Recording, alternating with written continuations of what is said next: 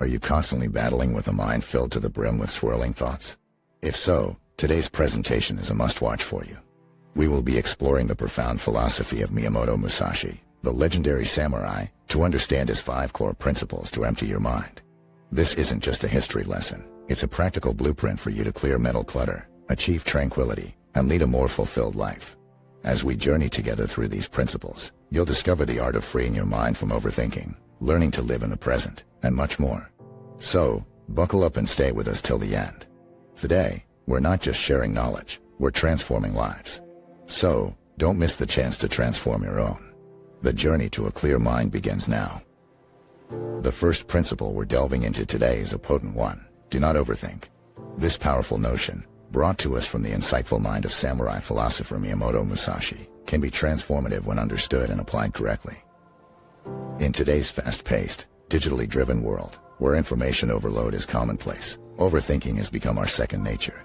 We tend to overanalyze every decision, every conversation, every possibility, often creating problems that don't even exist. This constant mental chatter not only steals our peace but also hampers our productivity and potential. Musashi, however, urges us to break free from this mental bondage. When Musashi said, "Think lightly of yourself and deeply of the world," he was emphasizing the importance of humility and perspective.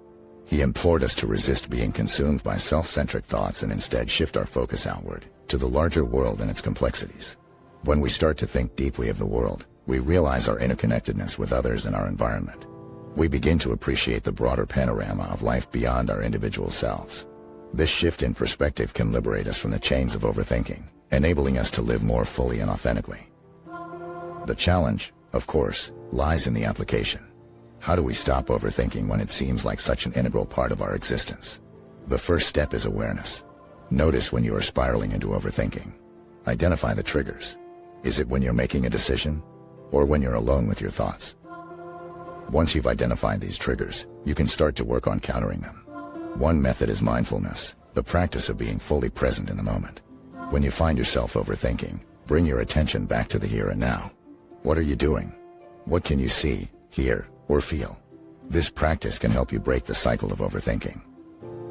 Another strategy is to limit your decision-making time. Perfectionism often fuels overthinking, with the aim to make the best decision leading to endless deliberation. But what if you set a time limit? This constraint can force you to make a decision more efficiently and effectively. Musashi's principle also encourages us to adopt a mindset of learning and curiosity about the world. When we shift our focus from the narrow lens of self to the expansive vista of the world, we open up opportunities for learning and growth. We become less preoccupied with our own flaws, mistakes, or worries and more interested in understanding and appreciating the world in all its diversity and complexity. In conclusion, Musashi's principle of do not overthink isn't about suppressing thoughts, but about channeling them in a productive and healthy direction. It's about transcending the self-imposed confines of overthinking and embracing a wider perspective that embraces the world in all its depth and richness. Remember, an uncluttered mind is not only the source of inner peace but also the wellspring of creativity, innovation, and well-being. So, let's endeavor to master this principle and journey towards a freer and fuller existence. The second principle from the teachings of the renowned samurai, Miyamoto Musashi, revolves around an age-old philosophy: avoid attachment. Attachment can be a loaded word. It's not just about material possessions, it's also about our thoughts, emotions, people, and even our past and future. We often cling to all these things, believing they define us or that we cannot survive without them. However, Musashi proposed a different perspective. He said, "Do not seek pleasure for its own sake." This is a profound statement that goes beyond the surface-level meaning. To fully understand this principle, let's break it down. First, let's discuss the concept of seeking pleasure. Pleasure, by its very nature, is fleeting. It comes and goes. When we chase after pleasure for its own sake, we are essentially trying to capture something transient, something that was never meant to be permanent. This chase not only creates an endless cycle of desire and dissatisfaction, but also fills our minds with unnecessary clutter. Furthermore, seeking pleasure for its own sake often leads to attachment. We attach ourselves to the idea of that pleasure, to the feelings it gives us, to the people or things that bring us that pleasure. And when we're attached, we fear losing the source of that pleasure. This fear, in turn, breeds stress, anxiety, and even obsession, all of which are forms of mental clutter. On the other hand, avoiding attachment doesn't mean we should not enjoy life or avoid things that bring us joy. Instead, it means enjoying them while they last but also being okay with letting them go. It's about seeking pleasure but not becoming enslaved by the desire to always feel that pleasure. So, how can this principle help empty your mind? By avoiding attachment, we free our minds from the chains of persistent craving and the fear of loss. We reduce the amount of mental energy spent on maintaining these attachments and the emotional turmoil that comes when these attachments are threatened. In essence, we create space in our minds for peace, clarity, and true enjoyment of life's pleasures without the accompanying fear of their loss. In practice, avoiding attachment can look like enjoying a beautiful sunset without wishing it would last forever, appreciating a skill or talent without fearing you'll lose it, or savoring a moment of happiness without immediately worrying about when it will end. Avoiding attachment is not easy, especially in a society that often encourages the opposite. But remember, as Musashi taught, the key isn't to forsake pleasure but to enjoy it without clinging to it.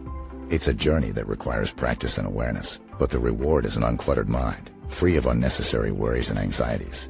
So, let's embark on this journey of avoiding attachment, of enjoying without clinging, and experience the power of an empty mind. Embrace impermanence. This is the third core principle from the teachings of the renowned Japanese swordsman and philosopher, Miyamoto Musashi. It's a principle that urges us to acknowledge and accept the transitory nature of life, a concept that, once fully understood, can help us in achieving mental peace and clarity. Musashi's philosophy emphasized that there is nothing outside of oneself that can bring about a significant change, but everything lies within. This principle revolves around a profound understanding of our existence and teaches us to seek nothing beyond ourselves. In other words, the strength, wisdom, and peace we seek are not to be found outside, but they're inherent within us. However, this concept does not advocate for narcissism or extreme self-reliance. It's about the realization that our emotions, thoughts, and mental state are largely regulated by our internal perceptions and attitudes, and less by external circumstances. It encourages us to stop relying on external validation or materials to find happiness or peace, but to search within. This philosophy's beauty lies in its focus on the fluidity and impermanence of life. Accepting that life is an ever-changing, flowing stream rather than a static entity can be liberating. It frees us from the chains of fear, uncertainty, and anxiety about the future. This acceptance empowers us to live in the present, to make the most of the now without being weighed down by what was or what will be. Musashi's teachings push us to embrace the impermanence of everything around us. The knowledge that everything is fleeting can provide us with a unique perspective on life. It helps us realize that our worries, our problems, and even our joys are temporary. This realization can go a long way in helping us achieve a calm and composed state of mind. It can reduce our stress and anxiety levels, leading to an overall improvement in our mental health. Imagine if we start treating our problems as temporary roadblocks rather than permanent obstacles. The entire outlook towards life changes, doesn't it? We become more tolerant, patient, and open to experiencing life as it is rather than how we want it to be. We begin to value and appreciate the present moments more than ever. This principle is not about adopting a passive approach to life. It's about striking a balance. It's about understanding that while we cannot control everything around us, we can control our reactions. It is about acknowledging that change is the only constant and that everything, including our very existence, is impermanent.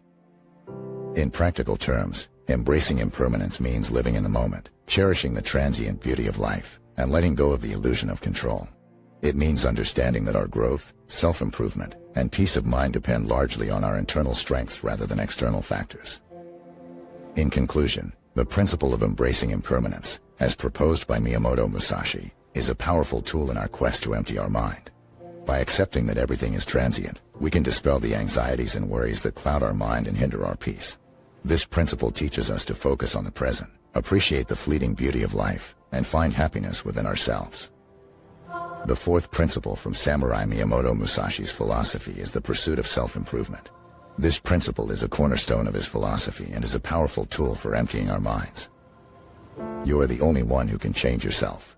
This profound statement made by Musashi emphasizes the importance of taking ownership and responsibility for our own personal growth and development. It's a call to action that instructs us to seize control of our lives, to work tirelessly towards becoming the best versions of ourselves, and to recognize that we are the architects of our own destiny. On the journey to self-improvement, there will be setbacks and challenges. It's essential to remember that it's not about achieving perfection but about striving for gradual and sustained progress. It's about acknowledging our weaknesses, learning from our mistakes, and making a conscious effort every day to become a little better than we were the day before. The pursuit of self-improvement is not limited to any specific area of our lives. It can apply to our professional skills, personal relationships, health, or any other aspect of our lives where we recognize the need for improvement. One of the most significant barriers to self-improvement is a cluttered mind. A mind filled with worries, fears, and distractions can drain our mental energy and prevent us from focusing on our goals. But when we adopt Musashi's principles, we learn to empty our minds, which creates a kind of mental spaciousness. This mental spaciousness allows for clarity and focus, both of which are critical for effective self-improvement. As we commit to the path of self-improvement, we begin to replace negative thoughts about our perceived shortcomings with positive affirmations of our potential for growth. This shift in mindset has the power to transform not only our self-perception but our entire reality. Remember that the pursuit of self-improvement is a journey, not a destination. It requires patience, dedication, and persistence. It is a lifelong commitment to learning, growing, and evolving. But if we remain steadfast in our pursuit, the rewards can be transformative. In conclusion, the pursuit of self-improvement is more than just a philosophy, it's a way of life. It's about recognizing our potential and making a commitment to tap into it. It's about emptying our minds of self-defeating thoughts and filling them with a determination to improve. As we conclude this discussion on the pursuit of self-improvement, remember that the journey to a better you begins with you. So, let's all vow today to take that first step on the path of self-improvement. Before we move on to the next principle, I want to remind you to hit the subscribe button. Subscribing to our channel is a small step towards self-improvement. It ensures that you don't miss out on any of our future videos designed to inspire, motivate, and guide you on your path to personal growth and fulfillment. Remember, you are the only one who can change yourself, and we are here to support you on that journey. Living in the present moment, this is the fifth and arguably the most critical principle in Miyamoto Musashi's philosophy for emptying the mind. For many of us, the present moment is a ghost, always there but never truly seen. Our minds are often lost in the past or anxiously predicting the future. However, Musashi's wisdom encourages us to be here now and fully embrace the beauty of the present. Musashi once said, "Do not regret what you have done." This phrase may seem simple, yet it carries profound meaning. It guides us to let go of the past, to stop dwelling on past mistakes or successes, and to instead focus our energy on the current moment. The past, after all, is unchangeable. But the present, the now, is where life happens, where action takes place, and where change can be made. When our minds are stuck replaying the past or fretting about the future, we miss out on the richness that the present moment offers. We overlook the opportunities that exist right in front of us. We fail to see the beauty in the mundane, the joy in the ordinary, the lessons in the everyday. By being fully present, we open ourselves to experiencing life more deeply and sincerely. Being present does not mean that we forget our past or ignore planning for the future. Instead, it encourages us to not be held captive by past experiences or future uncertainties. Reflect on the past, learn from it, but do not let it consume you. Plan for the future, but understand that it is the actions you take in the present that will shape it. Musashi's teachings about being present also align with the principles of mindfulness, a concept that has gained popularity in recent years due to its positive effects on mental health. Mindfulness is all about paying attention to the present moment, acknowledging your feelings, thoughts, and sensations without judgment. Practicing such mindfulness can significantly reduce stress, anxiety, and depression. It can improve your emotional well-being, enhance your ability to focus, and even boost your physical health. Most importantly, it can help you to clear your mind, making space for creativity, peace, and happiness. To be present, as Musashi teaches us, is to reclaim control over our minds. It's about learning to direct our attention purposefully rather than letting it be pulled in different directions. It's about truly living each moment, rather than just letting it pass by. So, how can you practice this principle in your life? Start by paying attention to your senses, the taste of your morning coffee, the sound of your loved one's laughter, the feeling of the wind against your skin. Practice mindfulness during routine activities like walking or washing dishes. Pause, breathe, and bring your focus back whenever your mind starts wandering. Remember, it's a practice. Be patient with yourself. As you cultivate this habit of being present, you'll find your mind becoming quieter, more peaceful, more spacious. That's the power of the fifth principle of Miyamoto Musashi, living in the present moment. It's not just about emptying your mind, it's about filling your life with the richness of each moment. So, let's embrace the present, Let's live in the now, because that's where life truly is.